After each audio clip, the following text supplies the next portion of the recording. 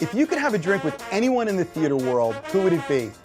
I'm Anthony Caporale, and I'm running through my list. Each week, I'll sit down with cast members, bartenders, and personalities from New York's theater district and get a behind-the-scenes look at what it's like to live, work, and play on Broadway. Come have a drink with us on Broadway Bartender.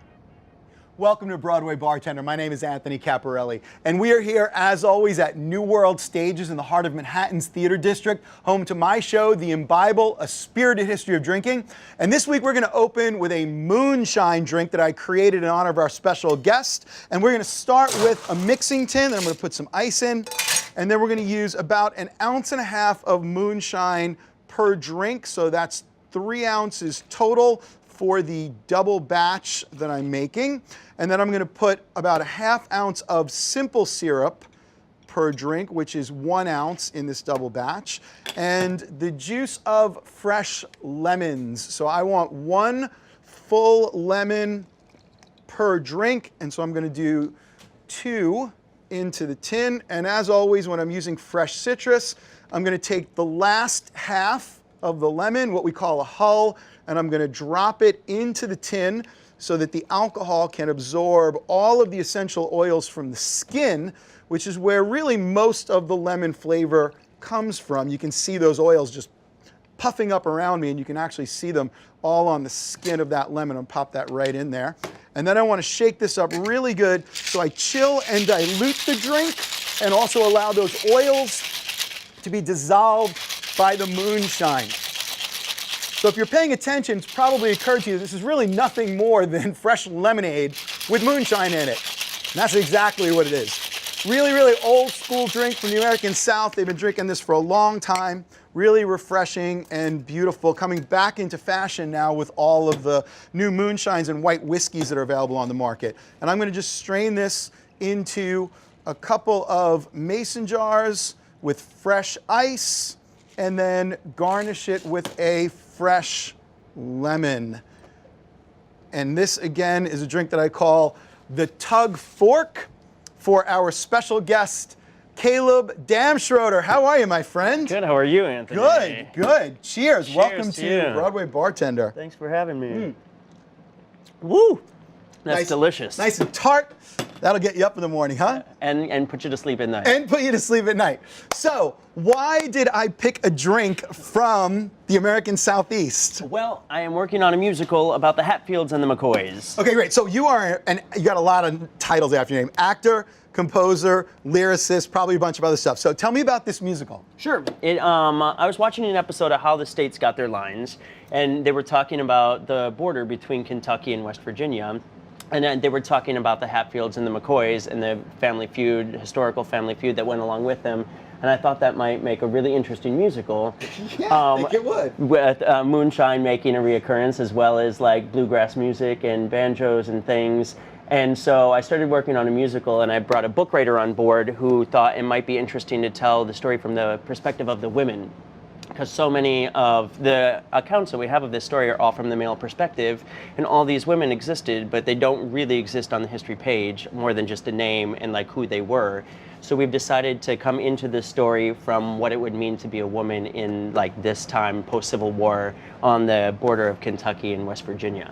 Wow, so what's the perspective they're bringing? Like how it affects their lives specifically as women, or like what's the difference in voice from what we normally hear? All the main characters are women, Okay. and so everything is told through their perspective and what it means to be a woman at that time. And also, what we're trying to create with this story specifically is that the women kind of held all the power, and the men got all the glory, and the women's were the one that were keeping the lid on the pot, you know, to not let everything explode, as the men were the ones that wanted to do all the exploding and whatnot.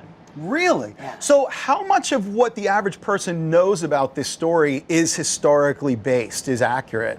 Sure. I mean, the feud itself is historically based, as well as the characters and the actual events that go on throughout the musical. And the characters themselves are all historical characters in relationships to each other. And because there isn't a lot written about the women. We kind of have some artistic license in being able to add our own flair and our own take on the story. So we're blessed with them kind of being erased from history, and hopefully we can bring them to the forefront. Were you able to find some good historical documentation on the women that were involved? Oh my goodness, yes. There's a lot of stuff that you can find online now, and there's a lot of documents like from the libraries and things down in that area, as well as many different accounts and autobiographies and things. And the nice thing is at that time nobody really read or wrote like around that area, so everything is oral. So even a lot of the books that I've read contradict themselves, which gives us plenty of artistic freedom as well, and which path we want to take. Why did this feud become so iconic? I mean, what was it about this particular two-family thing? I think it kind of all stemmed from the Civil War. We were a country at war, and we were on a border of that part of the United States, and some of the people in that family fought for the Confederacy, and some fought for the Union. And so the feud itself, I think the deepest roots are an extension of that, because the Civil War had just ended, like when the largest part of this family feud was taking place. But the actual incident as to how the family feud began is still kind of something that is, they say it began over a pig. Right, that's what I've always heard. Yeah, but I mean, some say it began over pigs, some say it began over other things. So it's just kind of hearsay, I guess, as to what the original reason was. And a lot of our story rotates around Rosanna McCoy falling in love with John Hatfield, which is historical as well, and their relationship. So it's kind of, that's where the dividing line of our story takes place. So, I mean, clearly it seems like there are some analogies to like a Romeo and Juliet kind of thing. And Rosanna and John's, an R and a J, although we're specifically trying to write away a little bit from that, so it's not just an Appalachian Romeo and Juliet. Right. And so that's where our take on the women comes into play. The men sing plenty in the show, but they all kind of sing as the ensemble, and when it branches into actual songs for just main characters, it's only women that are singing like those songs. So it sounds like this particular story is emblematic of a lot of common themes that resonate throughout history, including like all the way back to Romeo and Juliet, which obviously predates even Shakespeare's telling of that story. But even to the point of allowing sort of America to view itself during the Civil War through the eyes of these. It still exists today, and like our main theme is about like love and who do you choose, and family or a lover or loyalty, and how do you remain loyal to your family while remaining loyal to yourself, while remaining loyal to a lover, and whatnot. So, am I reading too much into it to see that? I mean, in my mind, it would seem that this is particularly relevant in light of the current political climate, where people take politics that I think the average person would, you would think at first blush that you would be a little bit removed, but they take them very, very personally. Certainly. To the point where interpersonal relationships are sometimes violently affected by political allegiances. Absolutely. I mean, we started writing this piece before this most recent election, but even like in families like with this election, like some families like went one way and some went the other way, and it's a very hot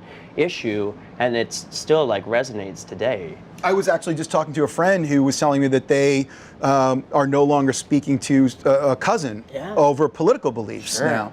So is it something that you think is particularly American, or do you think it kind of goes beyond that to just human nature? I think it goes to human nature at large. I mean, I don't think that that's necessarily something that's maybe right now in politics in America it's something, but I mean the Middle East and religion and things, I mean that's still a dividing line, as other things around the world and in different countries. So I'd like to think it's a universal theme all the way around the world, and perhaps in America right now it's political, but I think it's a timely story and one that resonates quite. I think it's fascinating that, I mean, I've always been, fascinated by the whole, our tendency as human beings to brand ourselves, whether it's like, I'm a Mets fan, you're a Yankees fan, or I'm a Republican and you're a Democrat. I think it's almost, in addition to like food, shelter, and reproduction, I think it's probably the fourth most driving goal that we have. And people will die for their tribe. They want to be part of a tribe, even if it's in name only. And this seems to just be just a really distilled. Wow, did I say a distilled version? Thank you. I didn't even version of that sort of drive and that tendency in humanity. Sure, and that's what we're trying to play with is loyalty. I mean, how do you stay loyal to yourself with these beliefs and these labels that you want to put on yourself, and how do you stay loyal and stay a family unit, in the midst of all of that. And so the women's perspective now, because obviously when you take this thing to its logical conclusion, whether it's global warfare or these local feuds, the logical conclusion is often very destructive. If not to both parties, at least to one party is the goal. Right. You said the women are kind of keeping a lid on it. Are they presenting that sort of hey, we all kind of need to figure out how to make this thing work if we all want to move forward perspective, or we have, or they become just as partisan as the men? It depends. I mean, it's a question to ask ourselves, I guess. Like in this show particularly, we have the women moving about in the trees, having secret meetings in the woods, and discussing issues that they're discussing at home, but coming together to be able to kind of put the kibosh on things before they begin. But then as the story progresses, there's like a crucial moment in the story where some of the women have to decide that their loyalty is going to lie more with their family than particularly with the truce of like one of the women of the other families, and then things progress. And I don't want to give too much away. No, but that's so the women from the Hatfields and the McCoys are meeting each other. Oh yeah. Wow. I mean, so you got Romeo and Juliet. It almost seems like there's almost like a little Lysistrata in there too, where it's like the women are like, lobbying for peace at any cost. And this is fascinating. Okay, so tell me more about it. Where can I see it? When? What's the deal? Tell me about it. Now, we are going to be part of the Pitch, which is a New Works festival up at the Finger Lakes Musical Theater Festival. Oh, cool. At the end of July. Oh, so you can get some good wine up there too. Yeah, oh my goodness. They have great wineries up there. That's awesome. Right? We'll be up there for a week. And in that series, you actually pitch your show. The writers actually perform a 1-hour segment of the show for an audience as if they're pitching it, and then you get feedback, and you do it 3 different nights with 3 different audiences, and continue to develop themes and ask questions and really kind of fine-tune the piece. So that's where we are right now with that.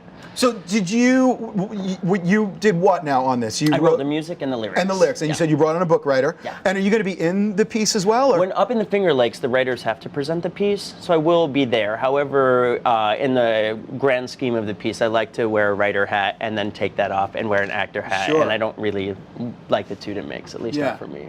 Well, this sounds like a fascinating piece, literally with themes that reverberate as far back as we probably have been dramatizing things, right up until stuff that was in the papers like yesterday. I mean, really, really great subject matter, and I'm fascinated to see it. So good luck with that. Thanks so much. You have some other stuff going on too. Do. Tell me about some other things. Please. Yeah. I have another piece that I'm working on that I wrote music and lyrics for as well. It is an adaptation of a Brian Friel play called Molly Sweeney, and for legal reasons, the musical is called Molly Sweeney as well. It's the play itself is an Irish play, and it's about a woman who has been blind her whole life, and those around her convince her that she's missing out by not being able to see, and so she opts to have this surgery to restore her sight, and then the world as it is isn't nearly as beautiful as the world that she can no longer return to. And so we've reset it in New England rather than Ireland, and we were part of the New Works Festival out at Bay Street Theater in Sag Harbor this past spring. And now we're back in the grand themes. That's fantastic. I just look for things, and when something seems interesting to me, I try to jump in and go for it. So it would seem to me that this is fertile ground for a composer, because the play is about visual experience. Sure. Oh yeah. And you're translating this to music. Oh yeah. Right? It's great. How did you go about that? What was that like? I mean, it's really a fascinating subject, and to have one of the main senses like sight not be part of it for a main character, and then have like music be such a thing. What I've really enjoyed, particularly as a composer, is at one point she sees the sunrise for the very first time, and just being able to write music for someone experiencing that for the first time is something that it was so thrilling to me, and I think it plays quite well, and hopefully it'll be thrilling for the audience too when they get to see a production. Wow, it sounds like another great one that I can't wait to see. So what's going on with that? Where's the you said land, as you do. You do a reading, and then you rewrite, and then you continue to push it along. Now, you just did a reading. Yes. At Bay Street Theater in Sag Harbor, which is, one of the top theaters in the area. Oh God, it's fantastic. We were so blessed to have it up there. Yeah. How was that? That was fantastic. We had Mamie Paris on board playing Molly Sweeney. We had Jim Stanek with us. That's fantastic. Yeah, it was a wonderful experience. We learned a lot. And now we're gonna change the things that we feel need to be changed, and then continue to push it along. Well, good luck. I look forward to seeing that one as well. As do I. So tell me, I said actor, composer, lyricist. Sure. So what are you doing with the performer kind of hat on? Well, I am trying to make a buck, like most actors tend to do. You have some Broadway stuff on your resume? I do, yeah. I did the most recent revival of Cabaret. We had quite a starry cast for that. Yeah. We had a wonderful time, and just such an iconic piece. And being able to look at that through a writer's lens, I mean, candor and ebb. And so to be able to play that score as well, because we were the orchestra as well, just like as a writer, to me, that was so invaluable to be able to be part of it as an actor and to like flip-flop between the two, you know, in my brain. Yeah, I think it's always fascinating when the musicians are actually visible on stage, and then when they cross over and become actors as well, it lends a whole other layer for the audience to experience. And that show, I mean, it's the perfect example to me of when the book is as strong as the music, what you can really achieve in the musical world. It's fantastic. Showmaster off. He would come almost every week and just sit there, 93 years old, and watch the show. Really? I can only imagine what that would be like, to see it through so many incarnations. And speaking of relevancy, I mean, that piece is just as relevant today as well. You don't want it to be, but it absolutely is. To turn up and turn up. That's Yeah, for sure. I know. Your role in that, though, really interesting. Yeah. Is it half swing? Is that well, right? We were labeled as partial swings because we were all the instrumentalists as well. We would all be part of the orchestra every night. And then when you were swinging on for the different roles, when this song where you normally play the banjo, you would set the banjo down, come down the stairs, do whatever part you were in for, and then in the same way that the ensemble worked, and then come back up. So we were part of it every night, but then it would change every night depending on who we were in for and who was out of the show that night. It was a big puzzle. I bet. How long were you with the production? I did the whole thing. You did? Really? Oh, yeah. Oh, that must have been incredible. It was. It was quite the experience. Wow, congratulations. Thank you. So, any bartending experience? I couldn't imagine you would have had time doing it with everything. I mean, there was a time before all of that, you know. Tell me about that, by the way, before I throw you back here. How did you get into this whole, I mean, actor, composer, lyricist, all these wonderful projects. How does this all come about? I mean, this is like people, you know, this is people's dreams to be working on this kind of thing. I mean, I always enjoyed music. And then I found the community theater in my hometown and saw how like musical theater like worked and fell in love with that and found like a home and a place to belong. And so when I graduated from high school, I couldn't decide if I wanted to be a music teacher, if I wanted to be an actor. So I started college as a music teacher for 2 weeks and then said no thanks. And then I went the other route. So even though I was in school and doing acting in shows, I was also still in the orchestra and in the wind ensemble and everything. So I kept those skills sharp as well. And so when I moved here, I hit the ground as an actor. And then as things progressed, I just saw things being produced and said, hey, I can maybe do that. Someone's got to write it, you know, like it can be me. So I kind of put my musical brain to use with that and tried to get sharper and sharper as you do. That's fantastic. What's your primary instrument? Well, I mean, I play the piano. Through college, I studied bassoon. And then That's amazing. via That's Cabaret, great. I learned to play the banjo because we needed a banjo player. And why not learn how to play it on someone else's dime? Of course. Banjo, bassoon, piano, to answer the question, I guess. How long have you been playing the piano? Since I was 10, 11, maybe. That's in your soul, man. Yeah. That's what you do. Yeah, and then absolutely. singer also, I'm sure, right? Oh, yeah. Fantastic. Okay, so, want to make a drink? Yeah, let's do it. Can I finish this one first? You don't have to finish it, but you can certainly have a little bit more of it. Yeah, absolutely. 3, 2, 1. You can beat me. I'm not a good chugger. We'll call it Nicely done. Dead. So, this drink is an homage to your second piece that you're working on. But I didn't realize that you had moved it to New England. So I called it a Dubliner. Actually, I didn't call it. It's a drink. It's called a Dubliner. Okay, great. And it's a version of a Manhattan made with Irish whiskey. Great. Want to give it a try? Yeah, let's do it. Yeah. So you never answered my question. Have you bartended before? Are you a ringer? Oh yeah. I mean, so this is gonna be easy for you. You know. So you know how to make Manhattans. Well, sometimes you just say you know how to do things And to then get the you job, do 'em, and then right, you keep exactly. the iPhone under the counter and. All right, so why don't you step back here and I'll talk you through it. Okay, so you have a mixing tin right there. I want you to fill it about halfway with ice. All right. And you should have an ice scoop in the well. So a traditional Manhattan is made with rye whiskey, sweet vermouth. Okay. It's usually stirred and then topped with a couple dashes of bitters and some maraschino cherries. All right. But this is we're going to make with Irish whiskey. Great. So in the speed rail there, you have a bottle of Irish whiskey. Perfect. And you're going to do 2 ounces per drink. Okay. And that's going to be an 8 count. All right. So you're going to count to 8. It's going to take a Wait, little while. Yeah, go for it. 1, 2, 3, 4, 5, 6, 7, 8. Perfect. And then we're going to use some sweet vermouth. Got it. We have some Antica Formula sweet vermouth, and we just want a 1/2 ounce per drink. Okay. So that's going to be a 2 count. Great. A 1 and a 2. Fabulous. And then there should be a bar spoon Got it. right over there, and I want you to just kind of stir that up really, really well. Yeah, look at you with this. You know what you're doing. Well, this this is part I know. That's the fantastic. ingredients. Great, great, great. Now there's one other ingredient in this drink that's not in a traditional Manhattan. It's Grand Marnier, Sure. which is orange cognac. Okay. So there should be a bottle of Grand Marnier down there. Got it. And I want you to just do about another 1 count of Grand Marnier into the tin. Are we done stirring? Yeah, you can just put it in now and then start up a little bit more to get that Grand Marnier in there. A 1 count. Great. And another spin. Get that in there. Fabulous. And then we have a strainer right over there, and you can strain that into our cocktail glasses. Oh man, you're making my life really, really easy, Caleb. Look at you. I'll light it on fire too. I bet you will. And write a soundtrack for it. Right? Look at these pores. All right. Make it That's frothy on the awesome. top. Yeah, this was not fixed in post, by the way. He No, just this did is that. it. This is it. Nicely done. How about a cherry in each one? to hit it. And that is our That is for Dubliner. you. Thank you, man. It's gorgeous. You Cheers, come back my anytime you friend. want. Cheers. Oh, that's nice. And this is Teeling Irish Ooh. whiskey. It's one of my favorites. Wonderful. Did I do okay? Yeah, you know what we forgot though? This is my bitters? bad. We forgot the bitters. Yeah. I want you to do a dash of bitters in there. Just on I the was just top? so blown away by your whole Is that technique. good? That's it. Yeah.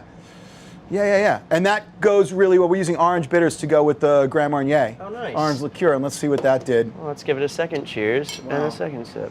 See, and that you get right on the nose, right? That orange bitters, That's yeah. wonderful. Whew. That'll knock you down. Oh, that's lovely. I think I found a new bartender. Hey, Dude, thank Happy you to be here. so much, Of man. course. That's awesome. Okay, so how do people find out about you and all these great projects? oh my Website, goodness. social media, what? At Damn Caleb, Caleb Damschroder. I used to be at Caleb Dam, but then when I joined Twitter, a 13-year-old in Florida had it, so we changed it to at Damn Caleb. So follow me there, and I'll be able to make announcements and things on there on I Instagram love it, and man. Twitter. Good luck with everything. Dying to see fun. both those productions. I mean, a lot. they both sound really, really great. Thanks a lot. I appreciate it. Folks, again, as always, you can check us out on BroadwayBartender.com for recipes and links. Thanks for joining us. Drink well, drink responsibly. Cheers. Cheers. This is good. While you're enjoying your cocktails, we have Caleb Damschroder performing Fly Away from his original musical, Devil's Kin. Fly away, fly away, get as far as you can go from here. Fly away, fly away, you must take that child and disappear. Down the road and through the valley, from the only home you know. Spread your wings and fly away, Rosanna, you must go.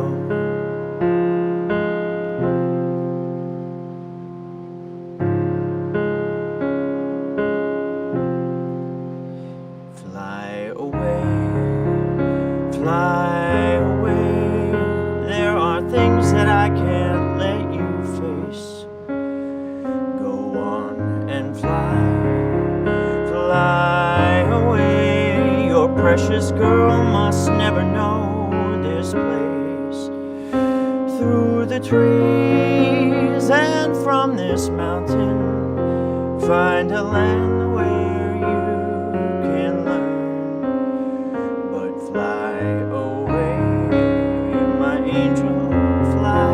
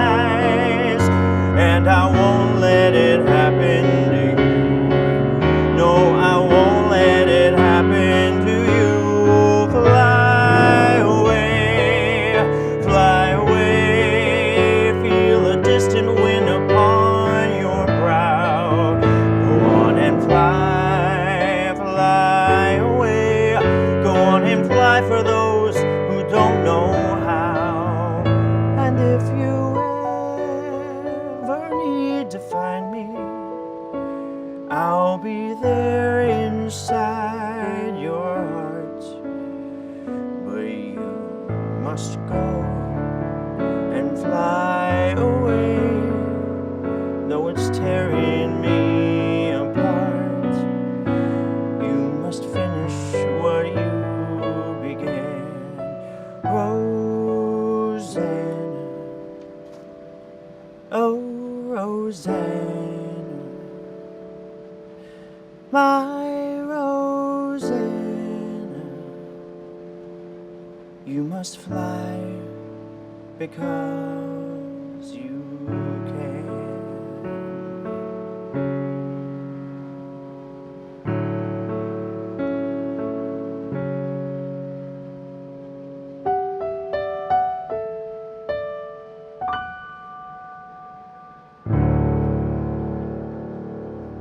That was Caleb Damschroeder performing his original song, Fly Away, from the musical he wrote, the music and lyrics to Devil's Kin, right here on Broadway Bartender. It's called Fly Away.